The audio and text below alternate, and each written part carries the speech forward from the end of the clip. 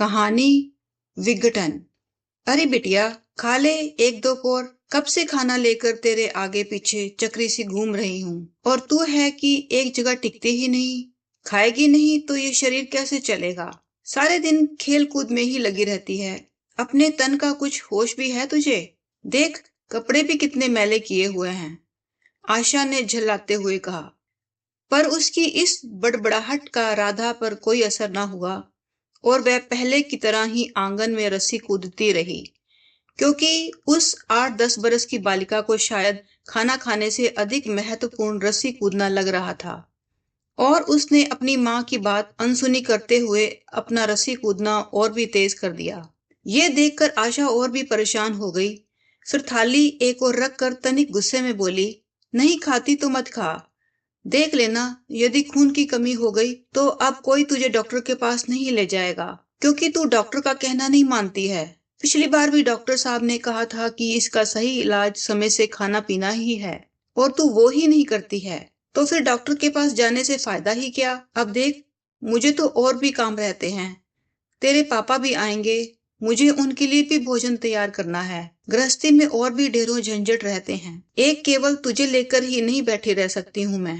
आशा अभी बड़बड़ा ही रही थी कि अमित जी ने घर में प्रवेश किया। अमित जी एक बैंक अधिकारी थे और उन्हीं के घर के एक हिस्से में किराएदार थे। 4-5 वर्षों से साथ रहने के कारण वे एक परिवार के सदस्य की भांति ही हो गए थे और उनकी हर खुशी और दुख में भागीदार रहते थे। राधा को तो उन्होंने छुटपन से ही गोद में खिलाया था, इसलिए उन्हें उससे विशेष लगाव था। आशा जी, आप हर वक्त राधा को डांटती रहती हैं, ये मुझे अच्छा नहीं लगता, उन्होंने घर में प्रवेश करते ही कहा। क्या करूं भाई साहब, कहना ही नहीं मानती। कितनी देर से खाना खिलाने की कोशिश कर रही हूँ और मजाल है कि एक निवाला भी गले से उतारा हो। कहती है मन नहीं है। आप ही बताइए, खाएगी नहीं तो खून कैसे बनेगा। देखिए ना कितनी कमजोर है। क्या लगती है 8-10 बरस की। अमित जी ने एक नजर राधा की ओर देखा। आशा जी ठीक कह रही थी। पतली दुबली छोटी सी राधा 6-7 बरस से अधिक की नजर नहीं आती थी, पर बातों में तो वह सबके कान कतरती थी।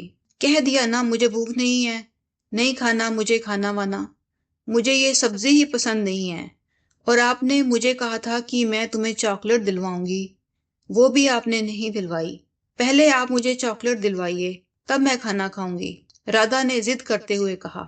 राधा, मैं अभी तुम्हें चॉकलेट दिलवाने नहीं जा सकती हूँ, मुझे अभी घर में बहुत काम करने हैं। तुम पहले खाना खा लो, इतने में तुम्हारे पापा भी आ जाएंगे, तब हम सब मिलकर चॉकलेट लेने जाएंगे, आशा ने आश्वासन देते हुए कहा।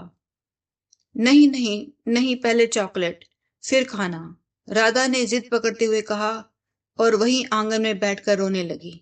राधा को इस तरह रोता देखकर अमित जी से रहा नहीं गया और वे भी वहीं राधा के पास नीचे बैठ गए और धीरे से बोले, यदि हम तुम्हें अभी चॉकलेट दिलवा दें तो फिर भी तुम कभी जिद नहीं करोगी ना।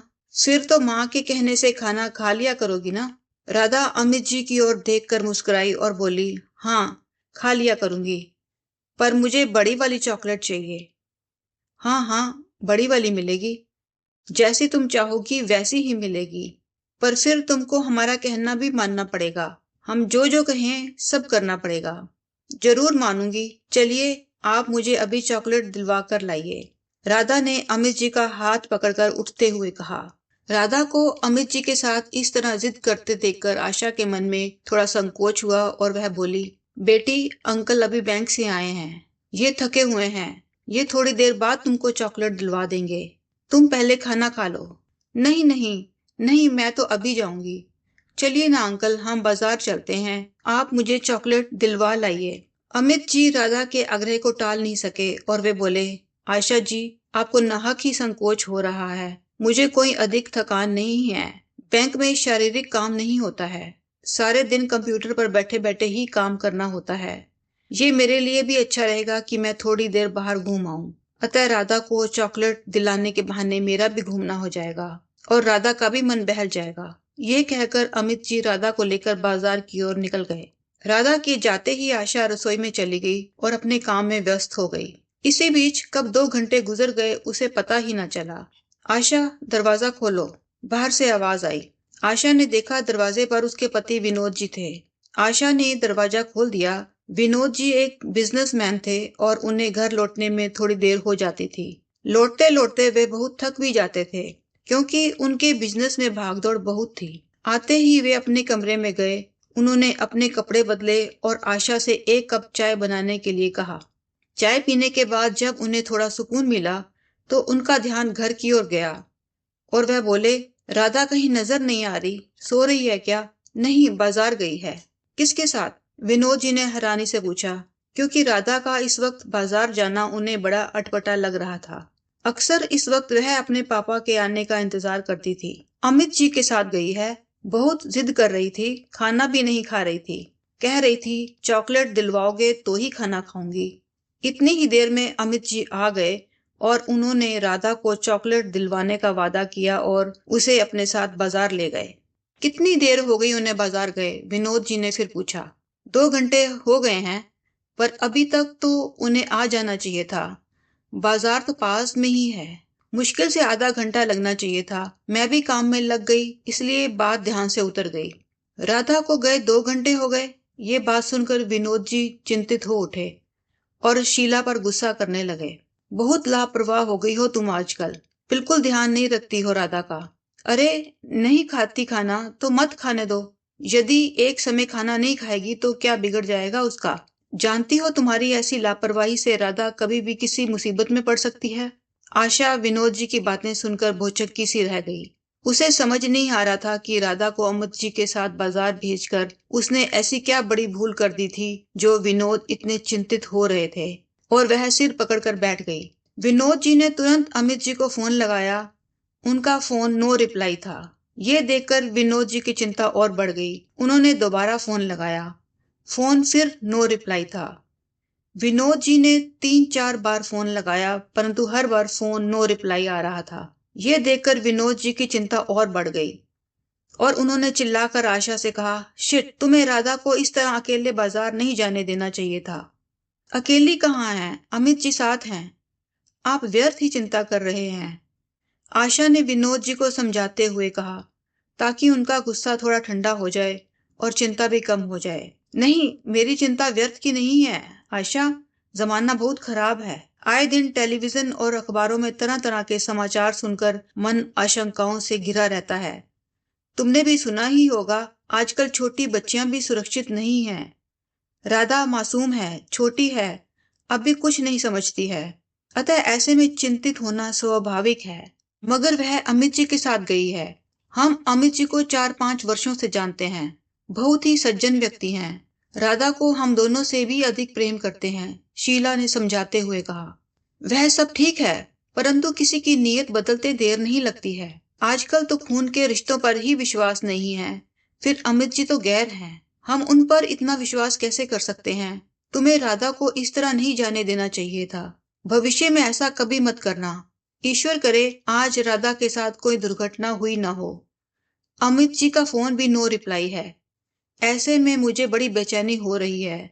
मैं बाजार की ओर जाता हूँ और पता लगाता हूँ कि वे दोनों कहाँ हैं। विनोद जी की बातें सुनकर आशा का मन कांप गया। विनोद जी सही कह रहे थे। उसने कल ही अखबार में एक समाचार पढ़ा था जिसमें लिखा था कि एक अधेड़ छोटी बच्ची को चॉकलेट दिलवाने के बहाने अपने घर ले गया और फिर बेचारी बच्ची की हालत नाजुक है। उस समाचार की याद आते ही आशा का मन पत्ते की तरह कांप उठा और वह पलंग पर गिरकर फफक फफक कर रोने लगी। उसे लगा कि उसकी छोटी सी नादानी की वजह से उसकी फूल सी बेटी एक बहुत बड़ी मुसीबत में फंस गई है। विनोद जी बाजार की ओर निकल पड़े, मगर उन्हें अमित जी और राधा कहीं नजर नहीं आए। उन्होंने हर चॉकलेट की दुकान पर पूछताछ की, परंतु कोई भी अमित जी और राधा के बारे में स्पष्टतया नहीं बता सका। सबका एक ही जवाब था, साहब, इतने बच्चे आते हैं चॉकलेट खरीदने, किस किस का ध्यान रखें हम। बाबूजी, ये शहर है, कोई गांव नहीं। यहाँ सैकड़ों आते हैं और जाते हैं। हमें तो हमारा माल बेचने से मतलब है। इसी बीच विनोद जी अमित जी को फोन भी लगा लिया करते थे, जिसमें अब ये जवाब आता था कि ये फोन स्विच ऑफ है। विनोद जी की चिंता बढ़ती जा रही थी। वे थक भी गए थे, परंतु राधा को लिए बिना घर लौटना भी नहीं चाह रहे थे। अतः वे काफी देर तक बाजार में भटकते रहे। मम्मी, मम्मी, देखो, अंकल ने मुझे कितनी बड़ी चॉकलेट दिलवाई है। राधा ने घर में घुसते ही अपनी मम्मी से कहा।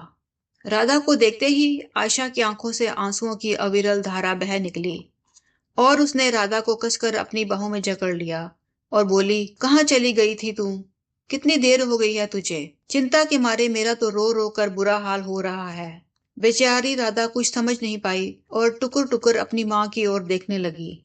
इधर अमित जी भी आशा की बात सुनकर बहुत हैरान थे और वे बोले, इसमें परेशान होने की क्या बात थी? मैं तो आपको बोलकर ही गया था कि मैं राधा को चॉकलेट दिलाने ले जा रहा हूँ। हाँ, थोड़ी देर अवश्य हो गई है, क्योंकि राधा जिद करने लगी थी कि मुझे झूले पर बैठना है और झूले के लिए बहुत लंबी लाइन थी, इसलिए हमें थोड़ा रुकना पड़ा।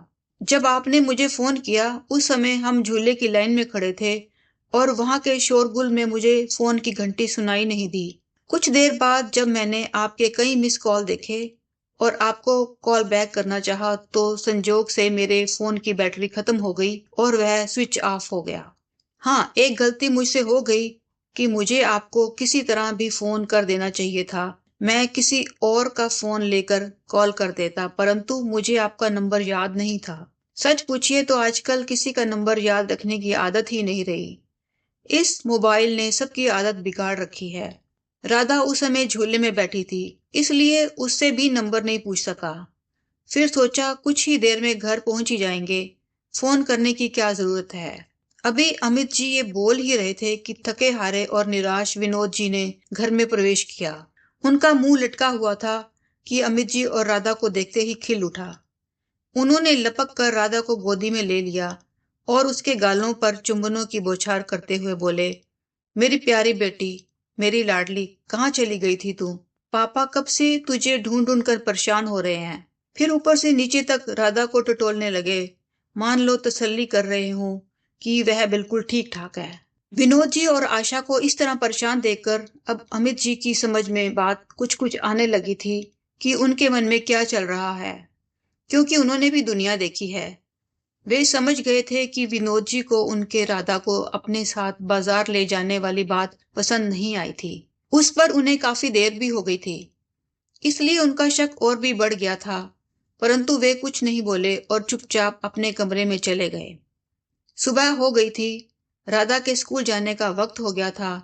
विनोद जी और आशा दोनों ने मिलकर राधा को स्कूल के लिए तैयार किया और उसे स्कूल बस तक छोड़ आए। उसके बाद विनोद जी अपने काम पर जाने की तैयारी करने लगे।